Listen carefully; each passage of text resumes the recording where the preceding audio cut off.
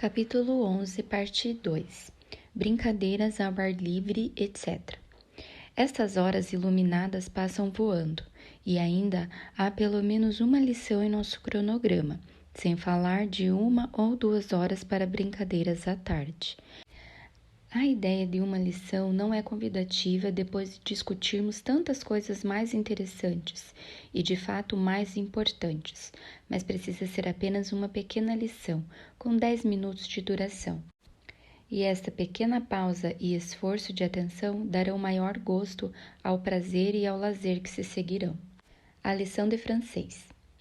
A lição diária de francês é algo que não deve ser omitido, que as crianças devem aprender francês oralmente, ouvindo e repetindo palavras e francês em francês, que essas lições devem começar bem cedo para que a diferença de sotaque não as atinja, mas pronunciem a nova palavra francesa como se fosse inglesa e as use livremente, que elas devem aprender algumas, 2 ou 3, 5 ou 6 novas palavras em francês diariamente e, ao mesmo tempo, manter as antigas palavras em uso. São pontos a serem considerados mais profundamente depois.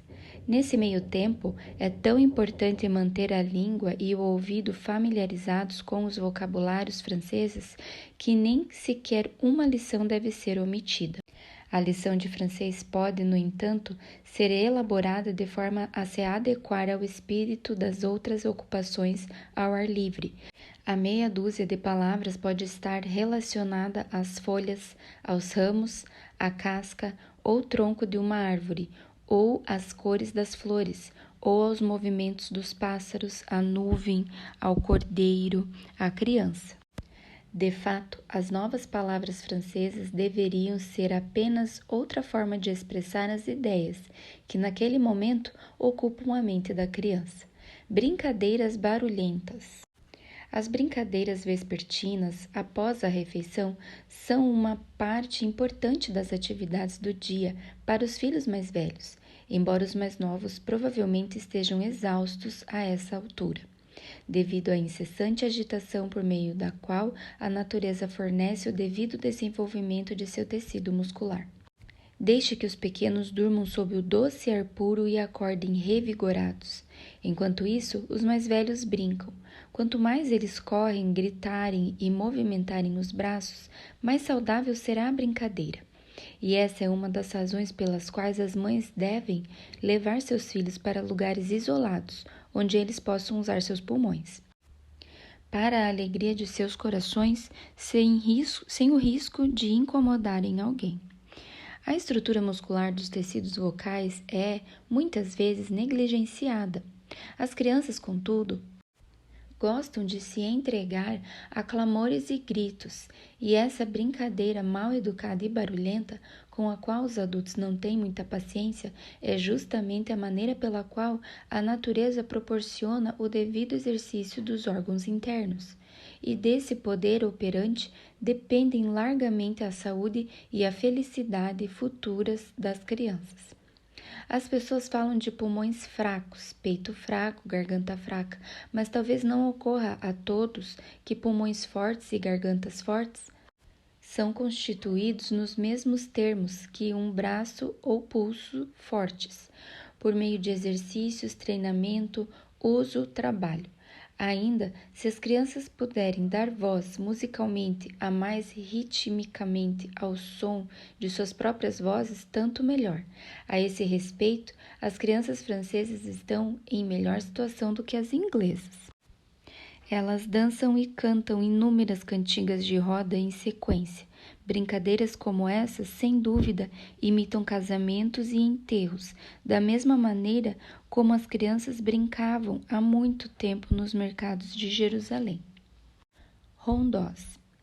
Antes que as inovações puritanas nos tornassem pessoas sérias e circunspectas, rapazes e moças ingleses de todas as idades dançavam pequenos dramas no gramado das aldeias, acompanhados de palavras e cantigas, tais como os rondós que as crianças francesas cantam hoje em dia.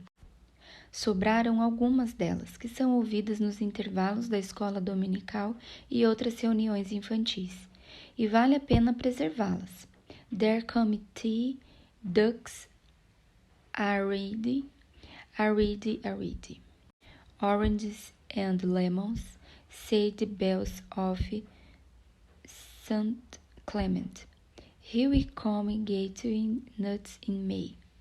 What has my poor prisoner done? E muitas outras, todas elaboradas para serem agradavelmente cantaroladas de forma ritmada, a fim de que os pequenos pés sapateiem alegremente, tanto mais pela agradável titilação das palavras, duques, nozes, laranjas, quem poderia não ser levado a cantar tais ideias? Os promotores do sistema do jardim de infância se esforçaram muito para introduzir brincadeiras desse tipo, ou melhor, de um tipo mais educacional, mas não é fato que as brincadeiras cantadas do jardim de infância tendem a ser um pouco fúteis. Além disso, não sabemos até que ponto as letras mais bonitas aprendidas na escola e por meio de um professor tomarão posse das crianças da mesma forma que aquelas brincadeiras, que não podem ser encontradas nos livros impressos, foram passadas de mão em mão através de uma cadeia interminável de crianças. Pular corda e jogar peteca. Cricket, tênis e rounders são os jogos por excelência, caso as crianças já tenham idade suficiente para jogá-los, tanto para dar harmonia aos músculos como para servir os mais alto propósito moral dos jogos, criar as crianças sob a disciplina das regras. Mas a pequena família que temos em vista, em que todas as crianças têm menos de 9 anos, dificilmente estará à altura desses jogos científicos. Corrida, esconde-esconde, pega-pega, siga o mestre e qualquer brincadeira agitada que eles possam inventar serão suficientes para suas mentes. Mas melhor ainda seria o aro, a bola, a peteca e a preciosa corda. Em relação à corda, o melhor uso é pular com ela, jogando-a para trás ao invés de para frente, de modo que a tendência do movimento seja expandir o peito. A peteca é um ótimo jogo, oferecendo oportunidade para ambição e competição. O biógrafo da senhorita Austen considerou importante dizer que ela conseguia jogar bilboque com precisão mais de 100 vezes seguidas, para a admiração de seus sobrinhos e sobrinhas. Da mesma forma, qualquer destreza em manter a peteca pode ser anotada como um acontecimento familiar, de modo que as crianças sejam incentivadas com ambição a se sobressair em um jogo que proporciona um movimento gracioso e vigoroso de quase todos os músculos da parte superior do corpo, e é grandemente recomendada, visto que pode ser bem utilizada tanto dentro de casa quanto fora dela. A melhor forma de jogar é manter a peteca com uma raquete em cada mão, para que os músculos de ambos os lados sejam igualmente utilizados. Mas impor regras às brincadeiras infantis é um desperdício ocioso de palavras, pois nesse ponto a moda é tão suprema e tão arbitrária quanto em questões de gorro ou crinolina. Escalada. A escalada é uma diversão não muito apreciada pelas mães. Roupas rasgadas, joelhos ensanguentados e botas esburacadas, para não falar de riscos mais sérios, são um forte argumento contra essa forma de prazer. Mas, na verdade, esse exercício é tão excelente, o corpo é lançado em infinitas posturas graciosas, fazendo todos os músculos entrarem em ação, e o treinamento em coragem, ousadia e outras faculdades é tão inestimável que é uma pena, até para as garotinhas, que árvores, penhascos e muros sejam proibidos. A mãe pode ajudar a evitar sérios contratempos ao acostumar as crianças menores e pequenas a atividades de salto e escalada, de modo que aprendam ao mesmo tempo coragem e cautela, a partir de suas próprias experiências, e tenham menor probabilidade de seguir o exemplo de amigos muito ousados. Ademais, seria melhor que a mãe decidisse compartilhar seus sentimentos sobre a galinha que chocou uma ninhada de patinhos, do que surpreender a criança com um grito: "Desça instantaneamente! Tome, você vai quebrar o pescoço!"